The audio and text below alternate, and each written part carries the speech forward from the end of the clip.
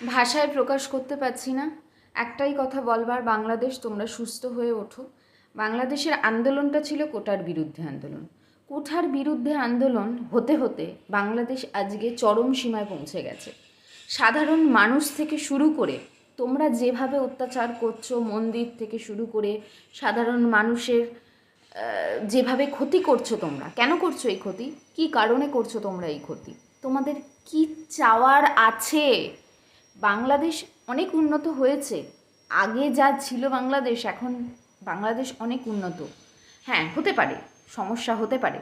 আমাদের সবসময় যে প্রধানমন্ত্রী সঠিক থাকবেন তা নয়, আমাদেরও বলার রাইটস আছে। তা বলে এই রকমভাবে প্রতিবাদ জানাচ্ছ, সব কিছু নষ্ট করে দিচ্ছ, তছনছ করে দিচ্ছ। কি করছো? রাষ্ট্রীয় মর্যাদাগুলোকে এইভাবে পায়ের তলায় ঠেসে মারছো। তোমরা প্লিজ সুস্থ হও, শান্ত মানসিকতার পরিচয় দাও।